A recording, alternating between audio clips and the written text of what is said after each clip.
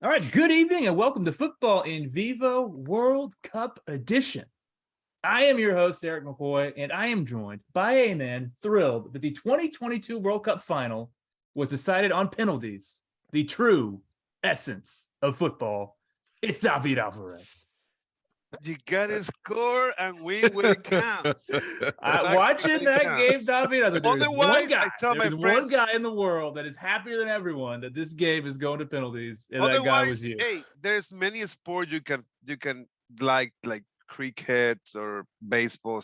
Yeah, do something else. Don't play soccer if you don't like penalties. That's simple. Don't play soccer if you don't like penalties. I totally agree. Why? Yeah. Why? Okay, I am also joined by a man who says Lionel Messi's trophy cabinet will remain incomplete till he wins an MLS Cup. It's Jorge Chavez. That's right. They kept saying out there that he's won everything under the sun except an MLS Cup, and you gotta that win could the big happen. one. That's like the most important cup in the world. So I'm not sure what everybody's in the war sounds like World Series over there. Well, I mean, we have the Super Bowl, and nobody else has that. So that is true. Okay, guys, we oh boy, do we have ourselves a match to discuss. Argentina 3, France 3. Argentina win 4-2 on penalties. They are your 2022 World Cup champions. Just unbelievable. I mean, I'm going to ask you, David, you're kind of our resident historian here at Futbol En Vivo. Was this the greatest World Cup final ever played? I think there is some evidence of that by the fact that there were 6 goals, a hat trick. Pretty strong evidence, yeah, 6 goals. That is. So, I mean, what can you say about that? I mean, with that kind of action, and the penalty kicks, of course, the best part of the game, then you have everything, you have just a perfect match. Because now, I know you love penalties, David, but was there a part of you as great as that match was, literally down to like the final kick of the ball in that second extra time where Mbappe went on that like mazy little dribble, and I thought he was going to score there, and then the chance that they had just right before that where Emi Martinez made that phenomenal save. Was there a part of you, as much as you love penalties, that was like, give us 15 more minutes, give us a third period of extra time? Was there any part of you that wanted that? Well, no. You just said, you bring on the penalties. No. But there was some part of people that want France to win that they wanted to go longer because they thought that, but because what France was showing at that time, it showed that probably France would have won the game with few more minutes. Yeah. And I think that's what more. I think Emi Martinez, you're just not beating that guy in a penalty shootout. He is on another level. Penalties. I mean, honestly, that it wasn't even it was a boring penalty kick shootout. Actually, it was not. That was the boring. Well, the first 80 minutes, because it was so predictable. The penalty shootout were maybe not the best parts. Not the best part, because honestly, it was obvious. Lloris didn't do nothing. He got a 0 on that one. Like, he was awful. He didn't even get close. No. So and Dibu, he only had to do half of his job and he would be done. And that's exactly what happened. Yeah. And then the smart part is like Argentina played Messi as a first shooter, right? Yeah. Exactly France with Mbappe. Brazil did not do. So they learned from the previous penalty kicks that they should have done forever, but obviously, it's happening right now in the World Cup. And when you put somebody like Rodrigo to take the first penalty for Brazil, when you should have Neymar doing it, right? So, and Japan, the same thing. There's so many errors you learn from how to take penalties, and Argentina learned from Copa America. So I have a question for you, David. Is it typical that you put your best penalty taker first? To try to kind of teach the rest of the guys, to teach the other guys what the tendencies are for the goalkeeper. Exactly. Is that the thinking? You usually put the first guy on top, and likely also the second guy, best one at the end, right? Okay. That you can put that, but that's exactly what Tite made a big error on. Like, he could have anybody but Rodrigo play even the first or the second shoot, and he didn't. And he took the good players, he took him, he made the sub because he wanted to win that game before penalty shootouts. And that's too risky. It's too risky to wait to do that stuff. You gotta be ready for penalty shootout. And that you think you should have? Because I up. heard that like Luis Enrique with Spain, he actually didn't have the penalty kick takers predetermined before the match, and so there was a lot of confusion before Spain ended up in their penalty shootout against Morocco as to who was actually going to be taking those penalty kicks. You think this is something you need to have planned out before the match even begins, because right? I saw him with the paper on his hand. He was scrambling, right? Like, how do you not with prepare? He was with his sticky note there, and I was like, "Come on, man, you cannot have a sticky note in the World Cup and the last." You need to be ready. It seems like me before a test in college. Yeah, or something. That's just what happened. A World Cup Not the biggest game of your career, probably. They pay for it. They pay for it. Yeah, they did. And there's so many strategies. Like in Chile, for example, in the Copa America, it was very successful. Somehow this comes up a lot. On I've always brings. Yes. You know why? It's because the penalty kicks were thought with Argentina, right? And Messi missed. Remember, Messi missed because I do. Bravo You was won't let me there. forget it, David. So and then what the Chilean did at the end, they put a player the Argentinians never knew about it. That the defender was going to take the penalty. So they study everybody else, but they never study this guy. Yeah. So that's what there's so much art into penalty kicks and Argentina learned. Yeah, they learned from the best. They definitely did. We said it at Futbol En Vivo. I say, Argentina, if you take your job, the only job is to do penalty kicks and do it fine, and then everything is going to be okay. Yeah, and now it you're was a world champion. And it was. Okay, Jorge, let's transition away from the penalty shootout onto the rest of the match. It's just what did you think of this? Just wax lyrical for me about the beauty of this match. I mean, like I was saying just before we started recording, this was like 4 different games in one. The first game was like the first 80 minutes where Argentina just totally dominated, and then there was the 2-minute game where France scored those 2 goals in the 80th and 81st minute. And then there's the rest of the game until penalty kicks. The rest of the 10 minutes of the regulation and the 2 extra times where they were just back and forth and back and forth. It was a basketball game. Basically. It was a basketball game, yeah. And so I honestly thought Argentina was going to win outright. The first 80 minutes, obviously, France just looked disjointed. I mean, when a team replaces 2 starters before halftime, that's a big deal. That's a sign of distress, if you honestly ask me. In the 41st minute, where you're almost, I mean, I know there was a hefty chunk of stoppage time added on, but you're 4 minutes away from 45 minutes. You can't just wait. Olivier Giroud did not look happy. I know you throw the kitchen sink into the last game of the tournament, but this was next level. This was, desperation for sure. Yeah, that's desperate move, and oddly enough, it worked. I mean, eventually it worked. I will say, until the penalty, that first penalty awarded to France, nothing really changed. The first 80 minutes were just complete dominance from Argentina. Nothing. Yeah, and there was nothing, and I think that first goal threw Argentina's defense off. And France took advantage right away. They took advantage right away. They threw Mbappe out there, and he a moment of magic and brilliance, and he got them level. And from then on, it was really anybody's game after that. It was really Mbappe and what might happen. Yeah, this is what I love about. I mean, eventually, I think Angel Di Maria played a really important role in the first. I was surprised because I didn't really see Di Maria play all that well the whole tournament. He'd been injured.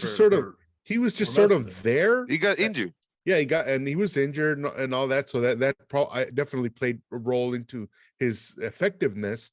But dude showed up and he scored that goal, and he was, he's pretty lively for the time that he was there.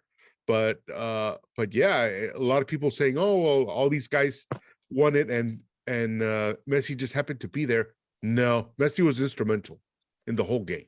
Oh, absolutely. And I think what ended up happening is that once, Mbappe woke up and you have the 2 goals there in less than 2 minutes, it became something that we don't often see in our sport here in soccer, where it becomes almost almost like watching like a LeBron James and Steph Curry go back and forth, where you have Yeah. it's such a team game. It's rare you really feel like you're watching two players just go at it. And it was Right. Mbappe scoring his goals and Messi answering, in extra time, and Mbappe coming back with another penalty. It was just so cool to see this team sport kind of distilled down to these two individuals. It was brilliant. Yeah, it almost seemed like you said, like they were covering zone defense against the other guy's best player.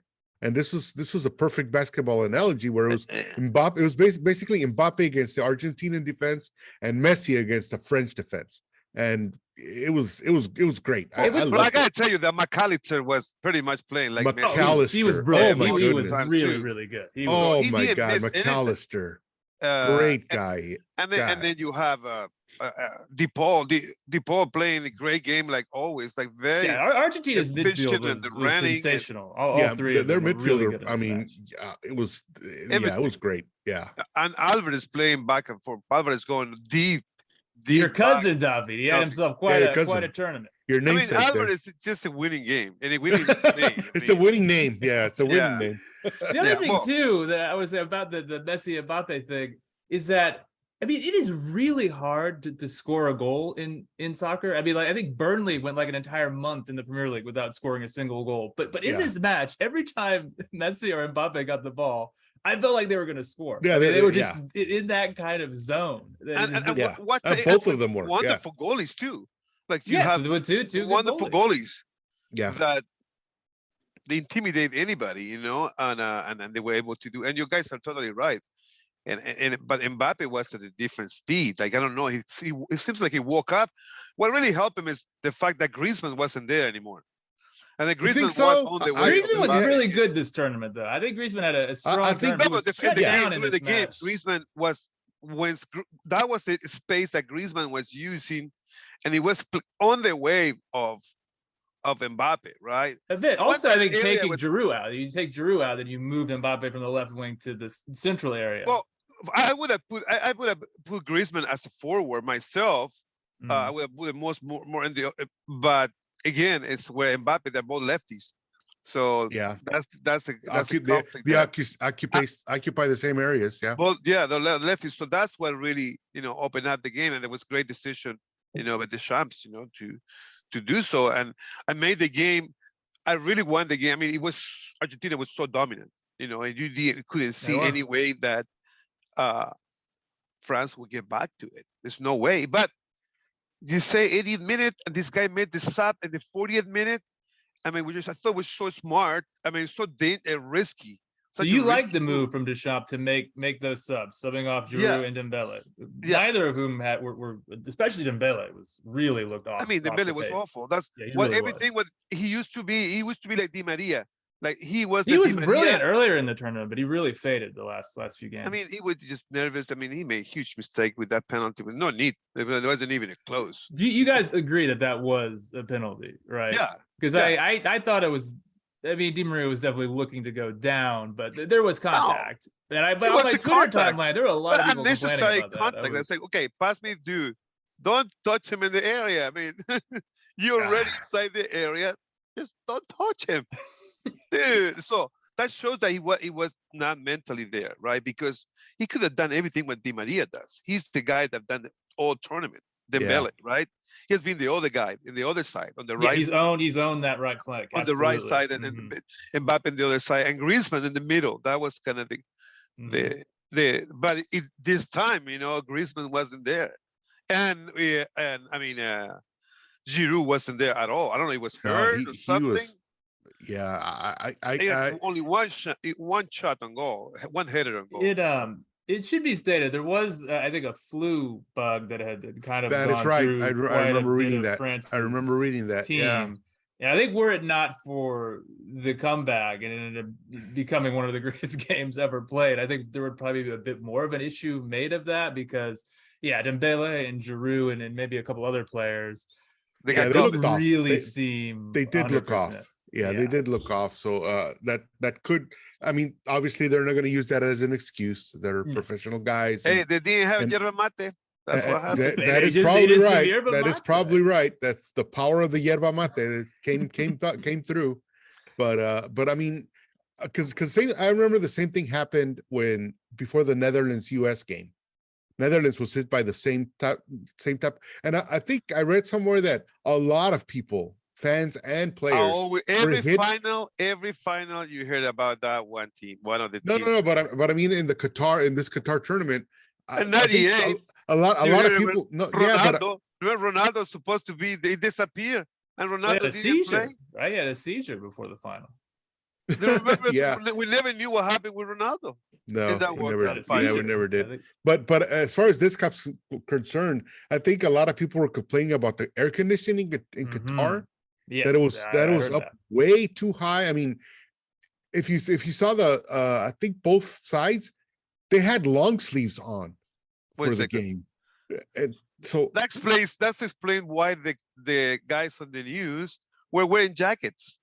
It was a lot of people were saying it was really I was saying it was really, really cold in there, and makes sense now. Okay, and unfortunately, a lot of us been educated about airborne viruses with COVID. If you're in an enclosed area in a highly air conditioned stadium or room or anything, if someone somewhere has a bug, that air conditioning is going to recycle that virus all over the place. And there were a lot of people everywhere. Yeah. And so, I'm not saying that that's an excuse. Like I said, Netherlands and the US, Netherlands players had the same excuse, and Netherlands trashed the US. So, they do whatever they need to do to get on the field. But in this case, I think, because I don't really recall Netherlands players being this lethargic.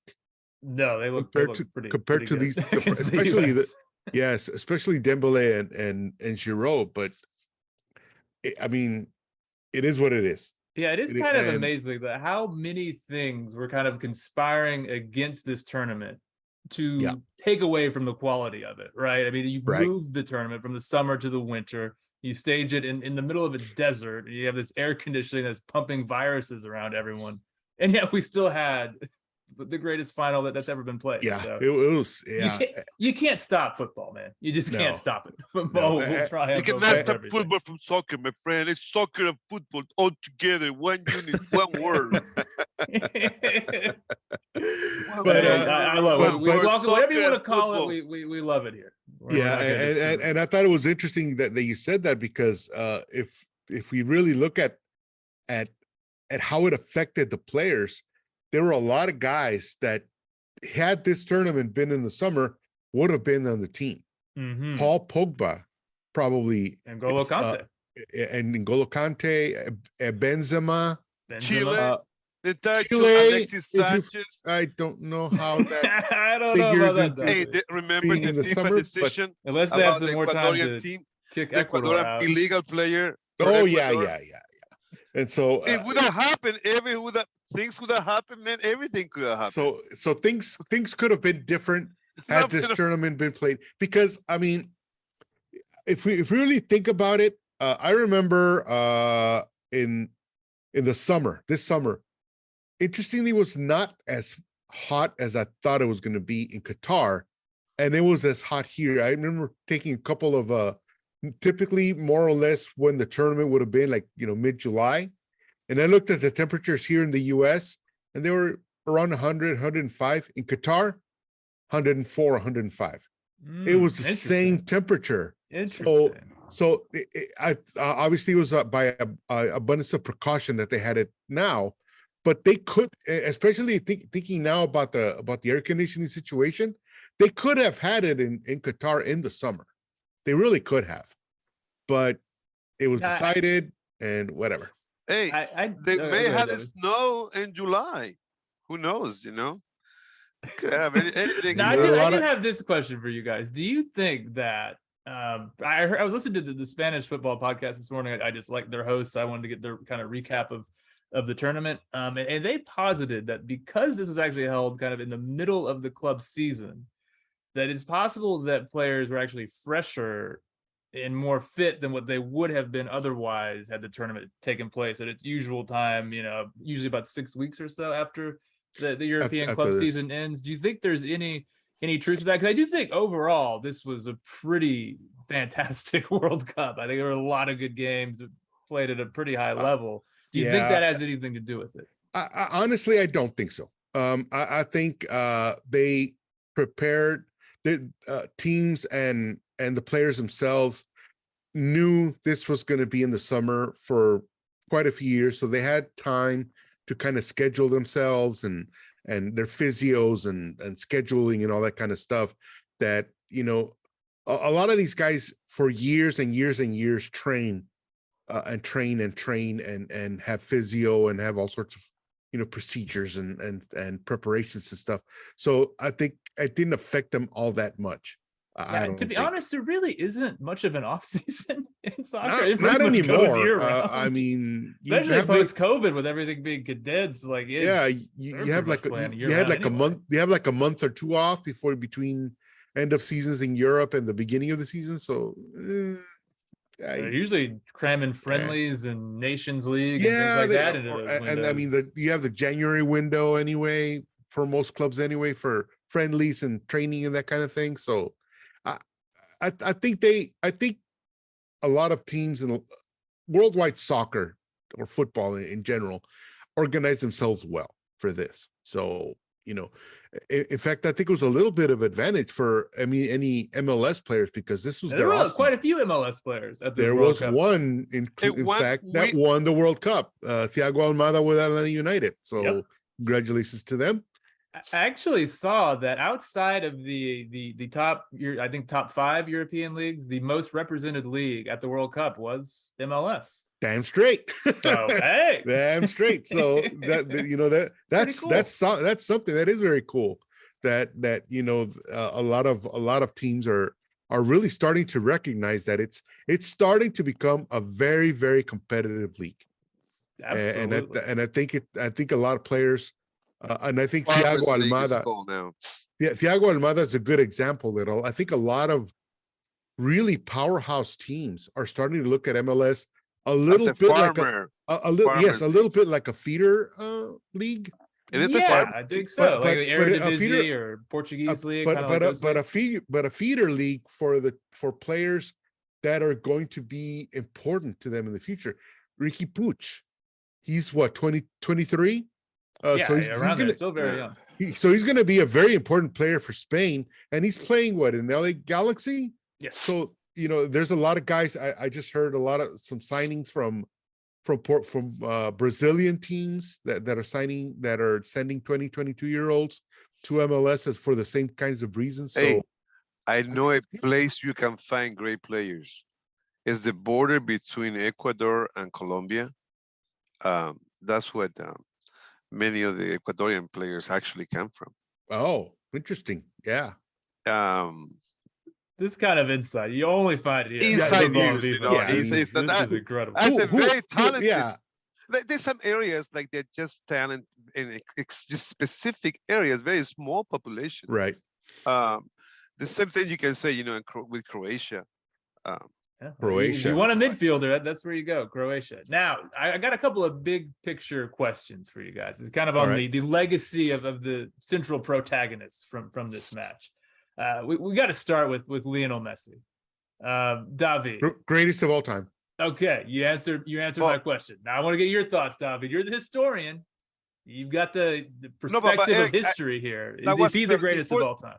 Before that, there was a question. The previous questions you asked a question only to Jorge, but I don't know what the question was. Oh, you want to weigh in on the fact that I want to weigh on the question you asked Jorge. What was the question? Because I got lost. Okay, sorry. If you want to speak, David, you're more than welcome to weigh in. I really want to speak about just very, very, very short and concise. The question was the fact that this World Cup was played in the winter. Did that actually help the quality of football that we saw, because players were actually more fit because they're in the middle of their European club season than if the tournament was held in the summer when those players would have had a few weeks off to perhaps theoretically get rusty and then, you know, not be in top physical shape. So was it actually a benefit that this tournament was held in the winter as opposed to the summer? It was definitely a benefit. I mean, what could you expect? Teachers were on vacation.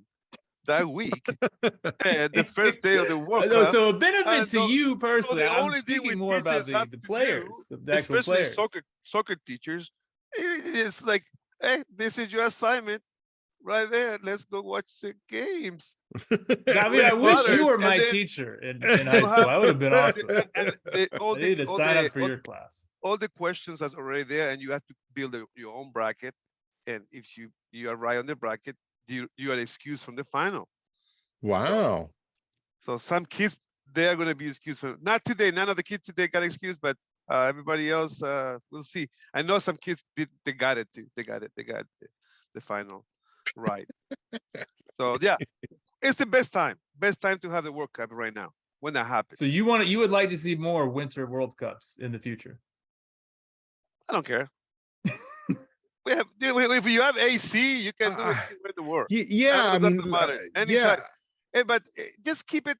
I mean, it depends, because like when you see it the winter and in the summer, I grew up in the southern hemisphere, right? So for me, every time when I say winter, summer, I mean it's the same. I mean, winters. My mind February is the middle of summer. So like, it's hot and all that. Yeah. Most of my life I live here, but I still think that December, January is the summer when I go to the beach. Yeah. It's still my mind. So it depends. It's going to be an issue if you are only from one area and you haven't felt what it is. That is a good point. Yeah, that is a good point. But do you agree, David, that players and have technology and the way the trainers take care of bodies and stuff, that it doesn't really matter anymore, right? If they play the winter, if they play healthy, if they play rested. Well, it depends where they play. It depends if so. For example, if you play in South America, it's always going to be an issue where you play in South America, because you're going to play at 10,000, like 2 miles high, 1.5 mile high, or in the tropical jungle, in the heat of Barranquilla, or you're going to be in the desert heat, or you're going to play in the cold south in the snow. Like, yeah, in South America, it's going to be an issue no matter what. But in Qatar, it wasn't, because it's just one little tiny little city and that's it, and not an issue. Yeah, so it depends. So okay, David, back to the other question. Messi, is he the GOAT, greatest of all time?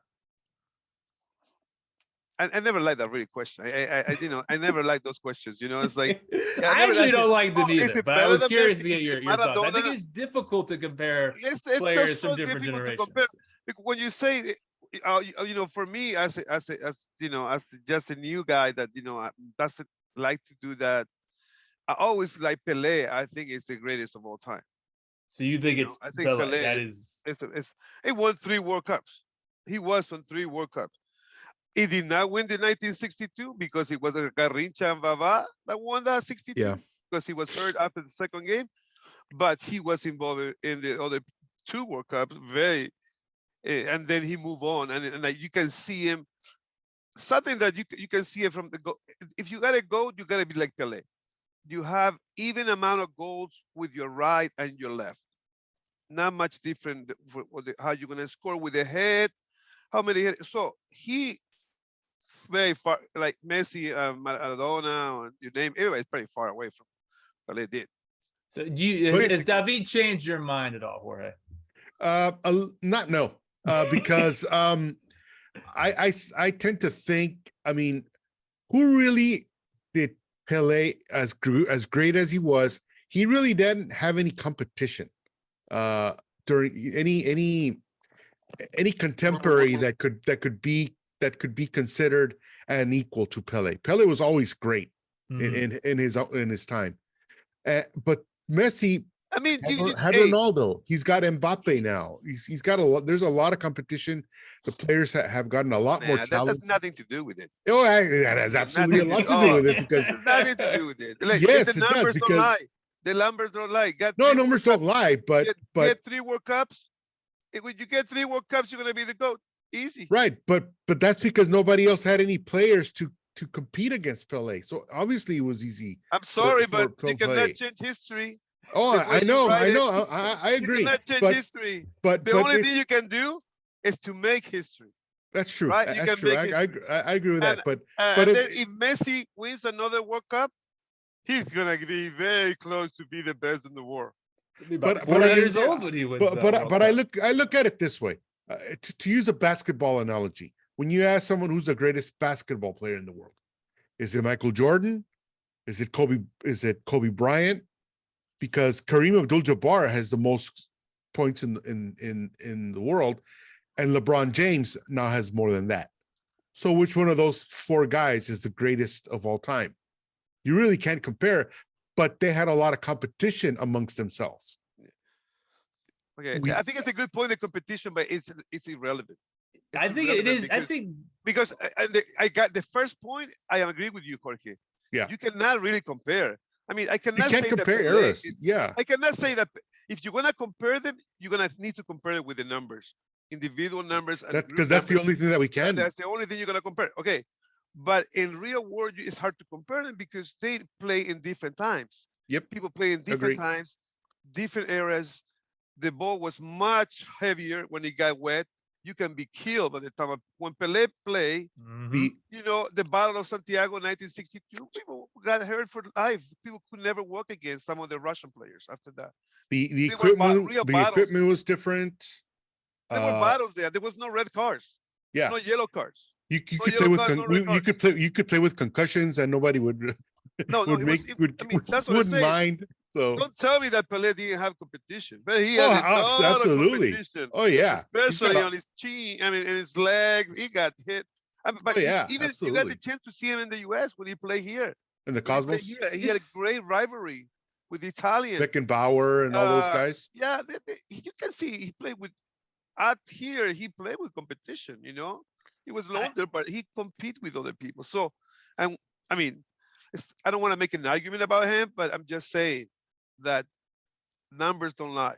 I think you actually bring up a pretty good point there, David. I think in terms of eras, I mean, I think it's really pretty much impossible to compare players across different eras, but you could make a case that like Messi is playing, and it kind of had like the easiest road to it, right? As far as his club career, I mean, he's playing in most of his career in La Liga, a league where he has one, maybe two teams that are really competitive with his Barcelona team. He's surrounded by great players. Right. He's in a league that's pretty open, tons of scoring. I mean, compare that to like Maradona with Napoli, where you're in like late 80s, early 90s Serie A, where it's like impossible to score.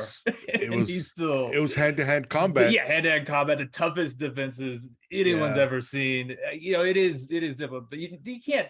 Messi can only play what's in the era that he's in with the players that he's surrounded by. So because you can say, for example, Brazil, the best talent in Brazil, Pelé, did not have to go to Europe.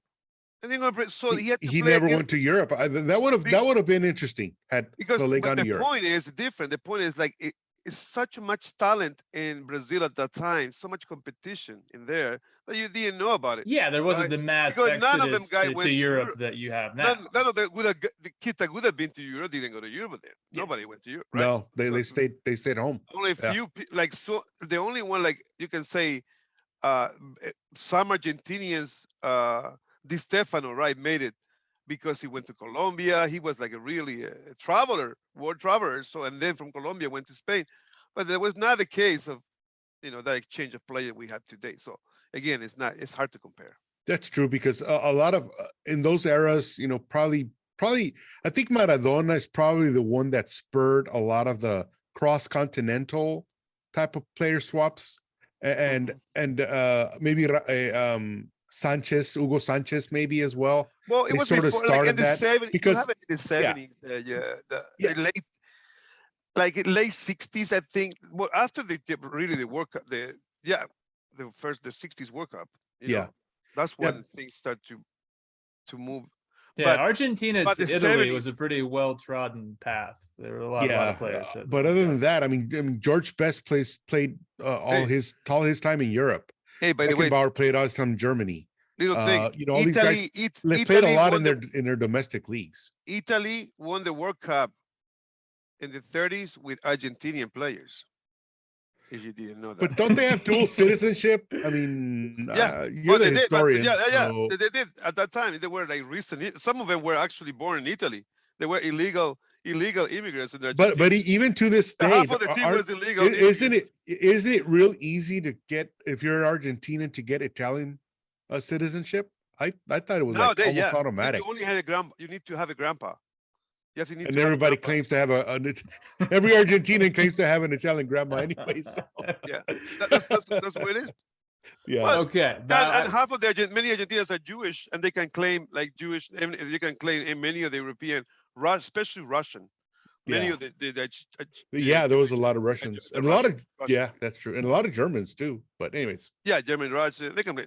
Only on Futbol En Vivo. Only on Futbol En Vivo. McAllister, they can get McAllister. Definitely not the most Argentinian sounding name. Okay, I want to talk about another Lionel. If we can transition to Lionel Scaloni, the coach of Argentina. I actually heard a quote. Apparently, Diego Maradona, this was before Maradona passed, he had said of Lionel Scaloni, this guy can't even direct traffic. Maradona's assessment of Scaloni. The quote is not aged well from Diego Maradona. Maradona has a long history of kind of disparaging anyone who's not Diego Maradona. True. I think maybe. I think it was a little bit different, but I know what he's saying. More or less the quote. That may have been a paraphrase, but he says something about, Scaloni. Oh, that guy needs to do some motorcycling. He needs to dedicate himself to motorcycle racing. He should not be. That's what I want to say. I think Scaloni had a remarkable tournament as a manager. I just want to. But let me tell you something. The fact that he said that, the Maradona said that stuff about Scaloni, it's such a big argument about what Maradona really means for a lot of Argentinians. In a good sense or in a bad sense? Elaborate, David. Let me elaborate. It's like he was as a god. Is still adored as a god for many of the Argentinian people. Do you think Messi will replace him? Yeah, he already did. I think this is it. It's not replace him. It's not replace. It's like both of them together, right? But at the same time together, but they cannot be together if you're talking shit about your coach, right? If you talk about the coach, make it happen, win the third and the most pretty, I think, because there's questions about the 1978 World Cup, and there's questions about the Hand of Gods, right? But there's no question about this World Cup for Argentina. Argentina deserved this World Cup. But there were some questions. There was that butt issue. What? I don't know if you've heard about this. Wait, what? You guys hadn't heard about this? Oh yeah. No, I don't actually. Let me elaborate. There's always something about it. Somebody got sick. The French press is whining and crying about two different instances on that goal in extra time by Lionel Messi. The first one is that there was supposedly an offside because a French player's butt was a little too big. He was called onside. And so I did see that. That was quite the image when that came on. There's a graphic. If you guys go on Twitter and look for that, there's those VAR little figures that they have. Hey, they have the Argentinian player, his butt. I mean, the French player, his butt is just a little too big. And I don't know how, I almost want that to be the new Futbol En Vivo logo. I got to find it and show it to you guys. The butts are such an important part of the dancing. That's right. Not for the French though, but for the Argentinians, for most Latin Americans, but for the French, so there's that. So the French claim, the French claim that there was offside if it was not for the butt of that French player. The other thing that the French are complaining about is that just before Lionel was hitting the ball into the goal, a couple of Argentinian substitutes ran onto the field. I saw that on Twitter.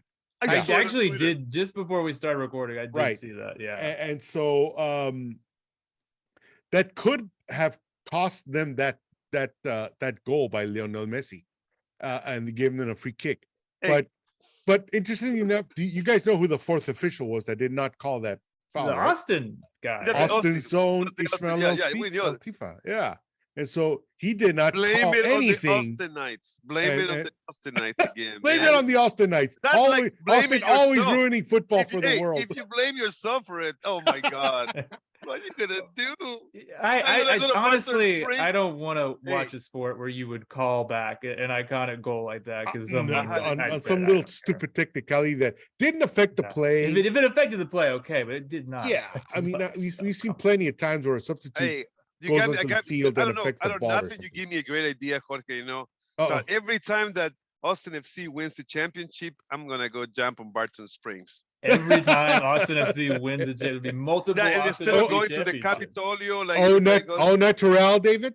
Or Yeah, because Iturralde usually goes to the Capitolio to show his American love, right? I remember Like, Arch Bell made him. and They had a last bet. I night, remember. the Argentinian community of Austin went to the Capitol in a march to celebrate Yep. the world championship. From And Arch Bell the was there. Capitol. I knew about it because Arch Bell tweeted about it. Oh, he was there.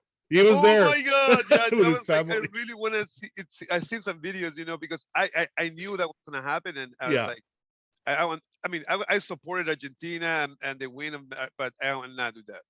No, it's not. I- I'm not. I mean, I will go to I was Barton Springs. rooting for Argentina myself too, Yeah, but yeah. It's not my love is I'm- not that deep for them. exactly. No. Yeah, my But love that was nice. lies right here. So there you go. That's what I like, you know, when you really love a country. Like I love two countries, you know. No, I love all countries. Actually, I got in The trouble man of the world. because the guy called me the Mil Patrias. One of the Mexican fans, American that's- Mexican fan called me the Mil Patrias, and I don't know how to Whatever. translate it. The thousand. What's the correct term? Yeah. I know what you mean. I know what you Yeah, mean, but Mil it was Patrias. that's a It's little kinda- disparaging. It's offensive. but, It's a little bit kind of, you know. yeah. It's offensive, but I take it with pride. It's like, oh, okay, Mil Patrias, whatever.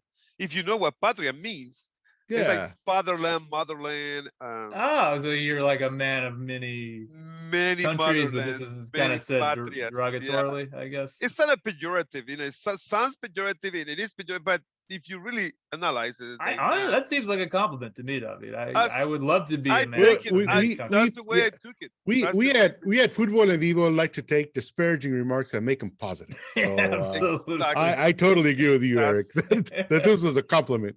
That's I why agree. I took Okay. it like a compliment. I took it because Sure. I mean that's the worst. I mean, honestly, the game, even if France would have played better in this first half, I would have gone for Yeah, France. yeah. I mean, and it's I not like, okay, I bet on Argentina to win, but if I want the best team to win, mean, I look at it that's this the way. bottom line. I look at it this way. The Mexican team was awful this tournament, just awful, and they were out of the group. They didn't even advance from the group stage. So what are Mexican fans gonna do? Not watch the games anymore? The World Cup? No, Come the on! I Mexican- mean, hey, and when guys, you watch a game, you even a what little are you teeny tiny saying, bit, Jorge? you have a favorite. Okay, what are have you a saying? Are favorite. you saying the Mexican fans were going against Argentina? Yes, what I absolutely. saw. That's what you're saying. Oh yeah, Correct. That's not right. That's Oh, not it's right. not right, but it, It's not, not right It's for probably them. half and a half. It's what? probably half and a half because Messi, like a lot of guys, like because it was funny because we were at Tacoma and we took a picture, Yeah, and myself and my son and my friend Gustavo and Claudio Ostrovich too, you know, and we took the picture and then wait a second, there was like a Brazilian, a Colombian, a Mexican, kids from the USA, two kids from the USA, only two Argentinians in the extra picture. Everybody else was from going for somewhere Argentina, else. but it's like, and most people were going for Messi. Right? I Everybody guess. wants Messi to win, so Messi united the world pretty much. Because at least not the everybody Latino was world, for it. the Yeah. Latin American side of the Western Hemisphere. No, for that matter. Bangladesh, And Bangladesh, India, that's true. Yeah, they were Africa, pretty. every They were country pretty in excited about that. no, in all Africa, most of Europe except France probably. Which is Everywhere in the world want odd Messi to win. about African nations, because there was not one black player in Argentina. I don't think I've ever seen a black player in Argentina. Whereas if you look at the French team, almost everybody has some sort of ancestry from Africa. So I thought But it was a little odd, but What are you That's talking fine. about? So that's the problem? No, not a problem at all. I just thought it was odd that No, it's that not odd because that who play better drums? The Argentinian the fans that's or true. the African drums? Or the African fans? Well, I'll have to Pretty even. pretty Pretty- even. That is true. Very even. So that it's all about who play better drum. Yeah, Argentinians do know how to play their percussion. And Yeah. and to be fair, a lot of the chants from Argentina are very familiar to us Austin FC fans. They are. So there are many that come from there. Many of the a lot of them came from there. So hey, most of the chants come from either Chile or Argentina. Like in Mexico is like most of they hire those guys. They hire people from South America to come to go work on that. Interesting. But going back to the black influence of Argentina. Argentina does the tango and the milonga and all the music in Argentina is African. So it's African. That's it. I mean, so interesting. That's the tango came from the African population of Buenos Aires, right? Through the milongas and then the tango. Right. But then there was that part that the people got mixed a lot, and they went to it was a huge war with Brazil, Paraguay, and Uruguay, all against Paraguay, and most of the African population went to the war and died in there. Wow. And there was a big smallpox or in the 1900s. In the 1900s, that decimated it, and then a lot of them people mixing up. And it's still there. It's a percentage bigger in Brazil and Argentina than in Chile. No. And I went to see I went to see a rapper, Flamingo Cantina, other day. He's Afro-Argentinian. So there are, but it's like already mixed so much, but into the culture is very much there. Yeah. The culture, the African culture is tango, is African, and milonga and la marinera, not marinera, but all the folkloric music has strong African influence. So and now the fountain of knowledge there, just incredible. Okay, I just want to give Scaloni some credit here to transition us back into the world of football. I think the guy just had a remarkable tournament, and I think really the key that he had was just his adaptability throughout this tournament. This is coming from the Athletic Michael Cox piece. So they started the tournament in a 4-4-2 formation against Saudi Arabia. Then they lost that game. And lost. And they also played a 4-4-2 against Mexico. Then they go to 4-3-3 versus Poland. And then against Australia, they're back to 4-4-2, then a 5-3-2 after halftime. They stick to that 5-3-2 against the Netherlands, kind of matching up against that back five there. What the U.S. didn't do, remember, the U.S. didn't try and change their approach against the Netherlands. They kept the same lineup. Yeah, maybe to their detriment. Argentina, a better team than the U.S. actually adapted. And then they go to 4-4-2 against Croatia, really trying to cram the midfield. Brazil did not do that against Croatia, just kind of left Casemiro out there on an island for their Croatian midfielders to pass around. Yeah. But Argentina, again, adapted, and they go back to a 4-3-3 versus France, eventually going into like a 4-4-2 after Di Maria went off. But, yeah, just all kinds of different formations depending on what situation. When Di Maria was 4-4-2, you say when Di Maria. I think whenever Di Maria came up, it went to more of a 4-4-2. You had Acuna come in and kind of play as the left midfielder, whereas I think Di Maria was more of like an actual like out and out attacking winger. Yeah, forward. Yeah, exactly. Yeah. To me that is just pretty remarkable. You have the dominant, a team that many had predicted as the team that would win this tournament, actually changing to the opposition as much as Argentina did in this tournament. You mean? Yeah, adapting. I think that's pretty remarkable. Yeah, I mean, I saw France was really the favorite, even without Pogba and Benzema and those guys. And so I think Scaloni, to his credit, like you said, he studied each opponent differently.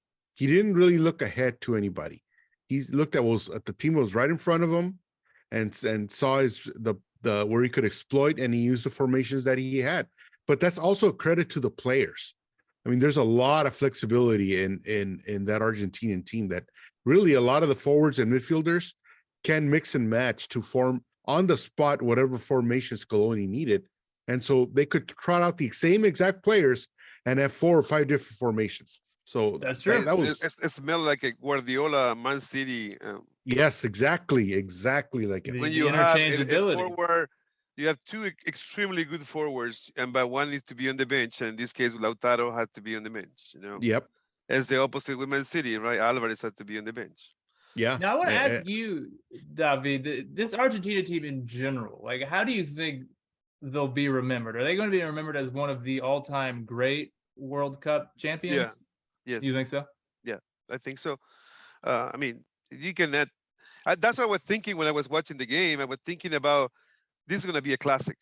These guys, McAllister, that dude, the McAllister's play is like it's just a classic. It's a classic movie, right? Yeah. Everything was a classic. And like Dibu Martinez, I mean, he won it. He won it. He stopped that. It made the saves against Holland in crucial moments. At the end of the game, usually at the end of the game, he made those saves that no other goalie could make. I mean, he could done. I mean, he had the penalty. Like everybody knew it's gonna stop. So when they went to penalty, you knew that Argentina was gonna hit. Because I felt pretty strongly Argentina. And especially and he probably had a lot of confidence, because if you all remember, the late in the extra time, France had a one-on-one against the goalkeeper from Argentina, and he stopped the shot. Yeah, I mean, Kolo Muani had a really good. It was a very good opportunity. And when that happened, I said, Argentina's going to win. And he's full of confidence now. It was a good shot, too. It wasn't like it was a really good shot. Yeah. He hit it exactly how you want to. Nobody would have done that nice gesture to the public after receiving an award, right? You mean the award ceremony or the award ceremony, Dibu Martinez? I think this is something inappropriate for the crowd.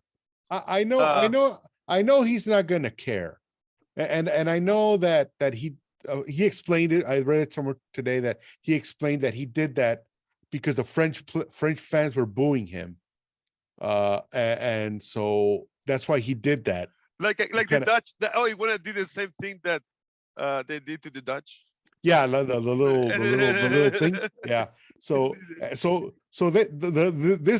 Argentinian team had some attitude. Even Lionel Messi on the tournament they were a little bit went up to Van Gaal, angry Messi in a way that I don't think I've ever seen. Yeah, really. And so I hadn't seen that before, but honestly, I'll be honest, I was disappointed that he did that because that's a lot of people that don't really are casual soccer fans. They're not going to remember the great plays and the great stops. They're going to remember that photo of him holding the award that way. It doesn't matter the context. It doesn't matter. Well, I love all this penalty. All the penalty haters can go with them too. Yeah, but you got to admit, David, there are a lot more casual fans that turn on to soccer every 4 years than guys like us that eat and drink soccer every single day. There's a lot, but talking. I don't want to. I mean, I get that, but we were talking about there's going to be a legend. This team is going to be a legend. Yes, every player that we're trying to mention is going to be a legend. True. Paul is going to be a legend, and I think Di Maria, of course, this team with Di Maria and Messi being in the same team in the sub-17 World Cup and the sub-19 and the 20, they've been in the Copa Americas. I mean, all the Copa Americas, they grew in Copa Americas when Messi retired from soccer, and you have a letter written by, I think, Alvarez, one of the kids that now play with them. Yeah, asking him, please, that was a great story, by the way. Don't retire, play with that. And I think, I don't know who was one of the players, and it's he came back to play, and now was Alvarez or the kid that won the young player award for the tournament. Montiel. Yes. Montiel. Yeah. Yeah, He was Montiel. the one that wrote him a letter. Oh, Yeah. he was the one. Yeah. I think so. I think it was him. I think Montiel then wrote the letter to him, and I mean, it's just beautiful to see that perspective, of the Yeah. story. Like, and many of those players grow up with Messi as his hero, right? Yeah. So they play with his hero, and they want to work with his hero. And then you have Otamendi doing what he cannot do anymore in the regular team. Otamendi cannot do stuff like doing with Argentina right now. No, he's a long time ago. He's not the same player. Yeah. No, but he had Romero. And we also and let's Romero. not. I mean, come on, Romero played awesome. I mean, it's like everybody in Argentina. You have Romero. You have every single player. The Martinez kids, right? Yeah, Martinez in the Italian kid. What's the name of the Italian? Otamendi. No, Otamendi is Basque. Oh, okay. Spanish. Otamendi is Basque. No. I can't. Straglia, I forget the name, but he also played a great tournament. Yeah, so many players that maybe they all contributed very well. They really showed up in this tournament. But La Scaloneta, as I say, it's something that came. La Scaloneta is the name of Argentinians call the team that won the World Cup. Yeah. Scaloneta for Scaloni. Scaloneta is the name of the national team. So in Argentina, everybody know who won the World Cup was La Scaloneta. Yeah. La Scaloneta won the World Cup. So it's the Scaloni team. It's the one that won the World Cup. Among things. Yeah. Among also, some songs already became classics. Some of the songs. So it's that muchachos chant is banging. By the way, exactly. That's a great chant. We should be playing in the background, right? We should adopt that here in Austin. I mean, we should definitely. We used to have it. Like we used to have the introduction in the radio. We used to always have a song, a soccer song, as the introduction. So we should. Okay, I got a couple final questions on the loser team of this match. Actually, on one specific player, I want to talk a little bit about Kylian Mbappe. Yeah. And I want to start with you, David, real quick, because you're our penalty kick expert. Mbappe converted 3 penalty kicks in this match against one of the best penalty kick stoppers this game has ever seen, at least recently. Mm-hmm. Just how hard is that to do? Score 3 penalties in a single match? At the level of Mbappe, it's so hard to say. I thought it was easy for Mbappe. I mean, it looks easy for Mbappe, but for a mortal. I mean, for other people, that dude's on another level, though. I mean, what you have to do. For me, it was easy because that's what you do. It would be easy. For you and Mbappe, it's easy. Yeah, for everyone else. If you are righty, if you hit penalties with the right, you need to hit the ball in the area the hardest possible way that the goalie. Even if he gets it right, he went the same side every time. He went to the same side, to the left side. Yeah. Yeah. That's what all we do. I mean, and that's a secret. It's not a secret. If the player, you got the power and the technique, but it's so hard to do. To hit the ball there in that corner where the goalie cannot get, it's really hard. Because usually it goes out. Or gets in the middle. Like you don't plan it. Like you cannot.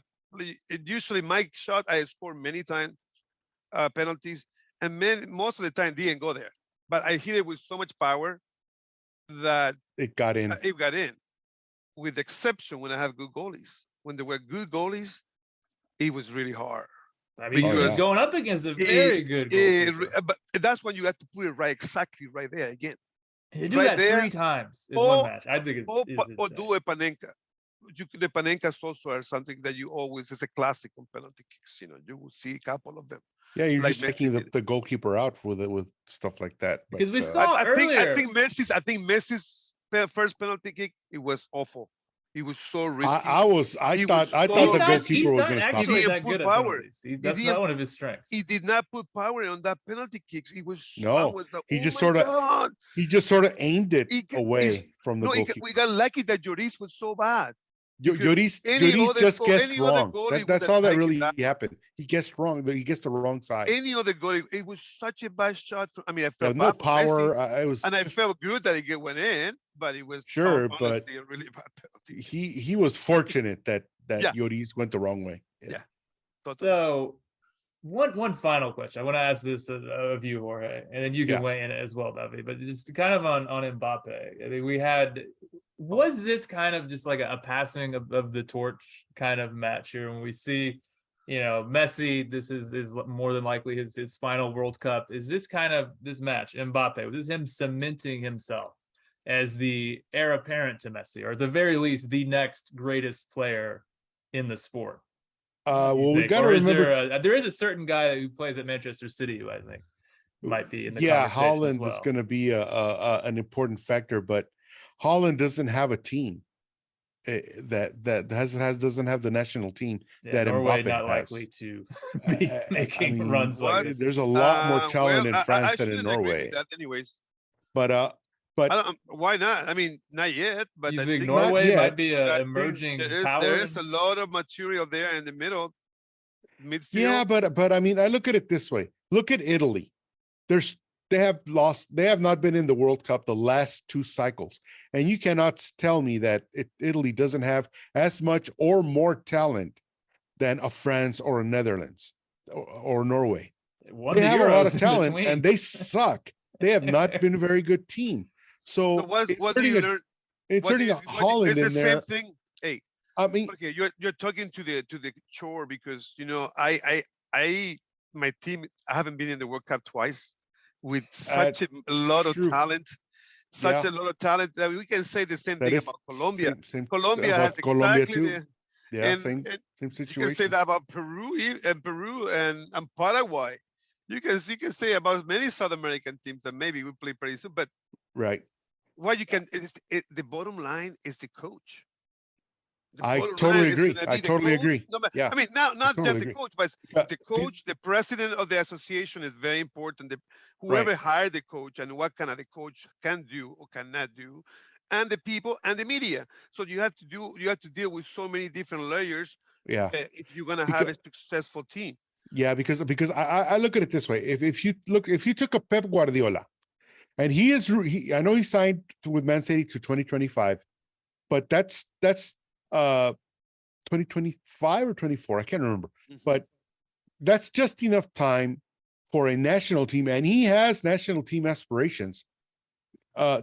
Imagine a guy like that coaching not one of the good teams or emerging teams. There's even rumors U.S. soccer has inquired about him and has been keeping tabs. Mexico has been doing the same thing. But imagine that guy coaching a team like Norway with Haaland, where he's already familiar with the player.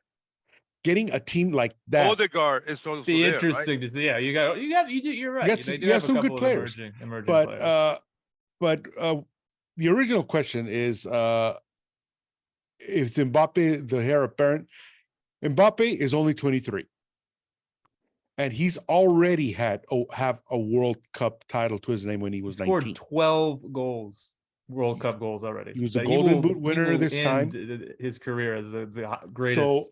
So if things go on the World Cup, if things go well for Mbappe and he's injury free, he's going to play in 2026. He's going to play in 2030 probably, and he might even play in 2034. When he's going to be 34. Hey, Miura is 35, which is the same age Messi is now. So I can foresee Mbappe being there apparent to a Messi. I'm real excited about the next couple of years with Mbappe and Haaland in there to see those two guys duel it out.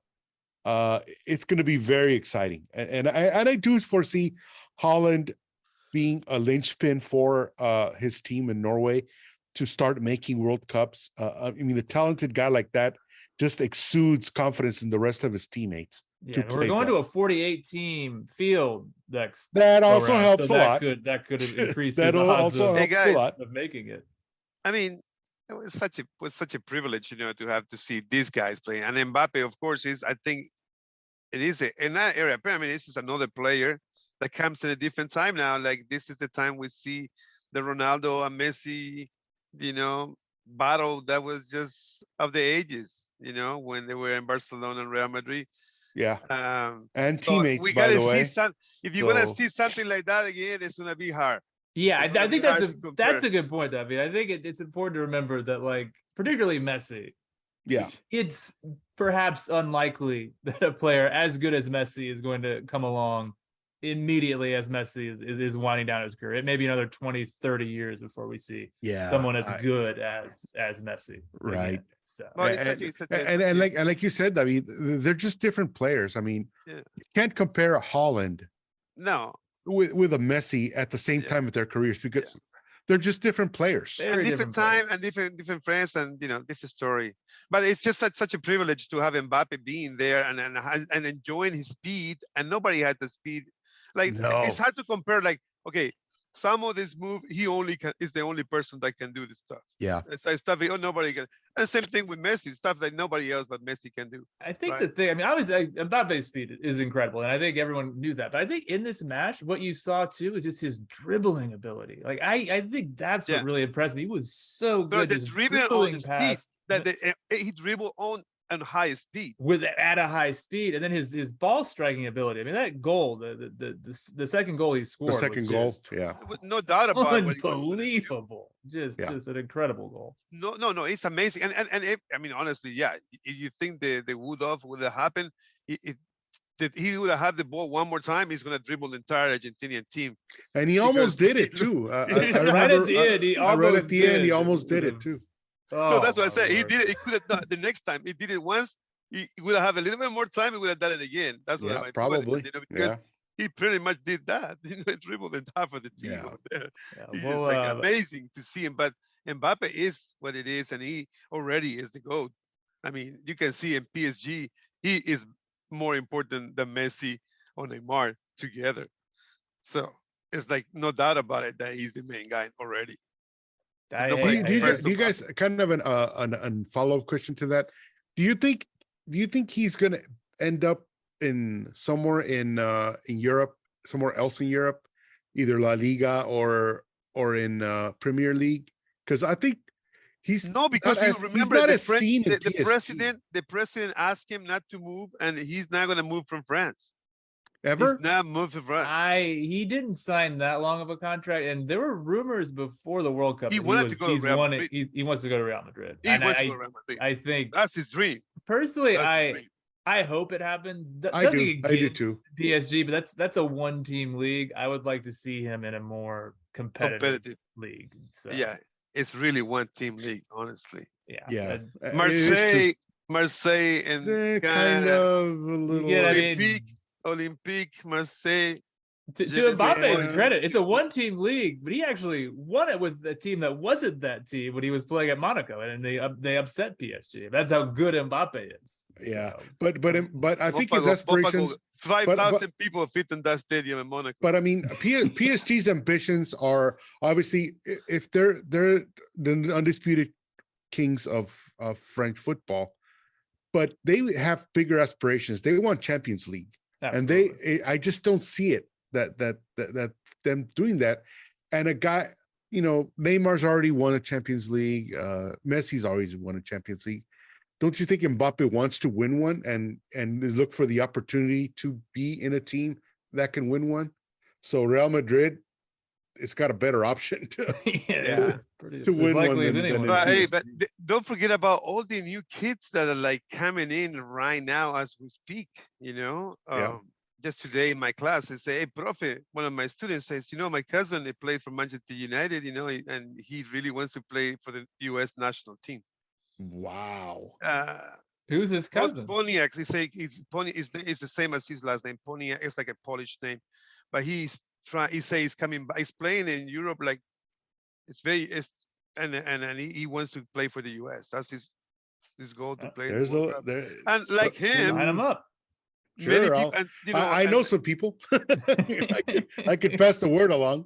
And I can tell you guys that tomorrow is announcement that soccer is not over, because there's going to be football at House Park at 6 p.m. Really? Yeah, there's going to be football. Austin High will play McCallum High School at House Park, a classic in the Austin community.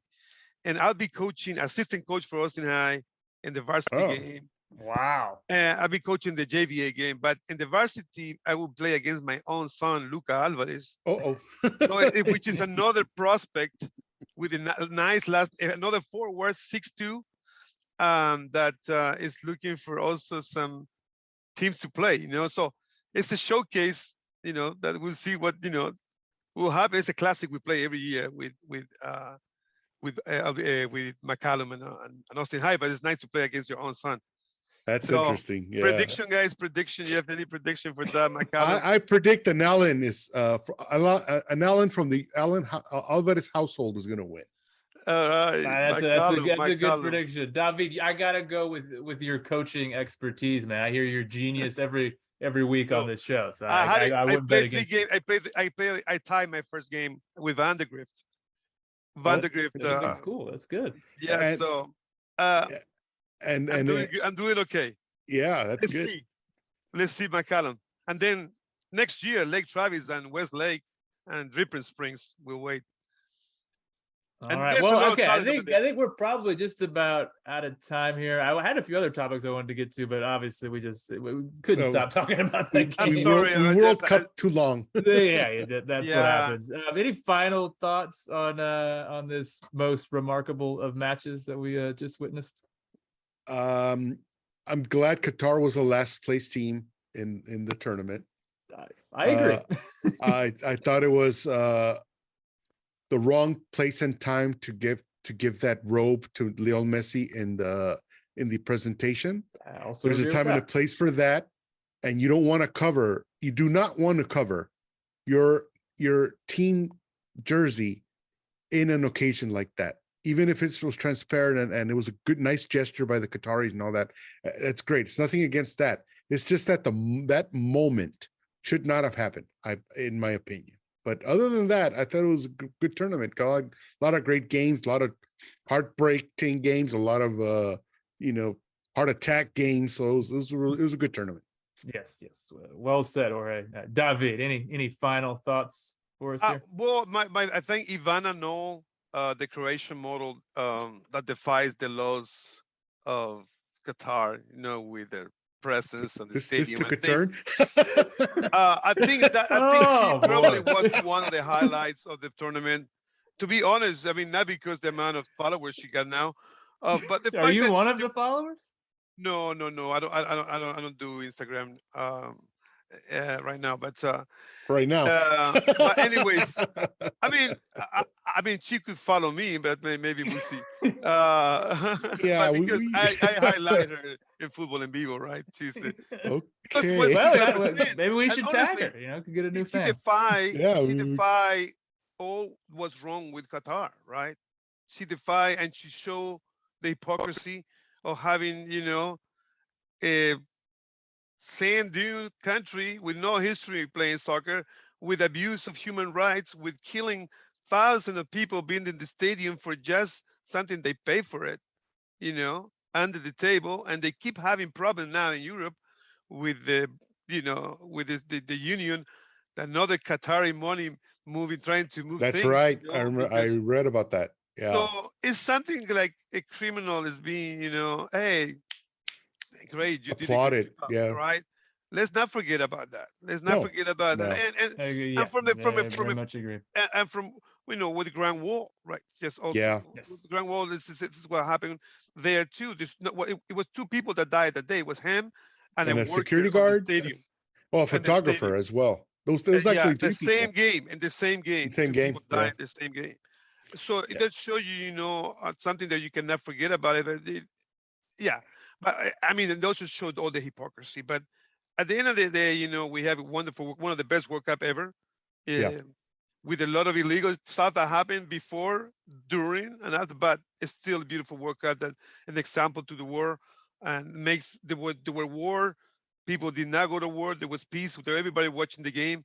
No doubt about it. That everybody was watching those games. So it's a moment of unite people, and the more important thing, that the best team won.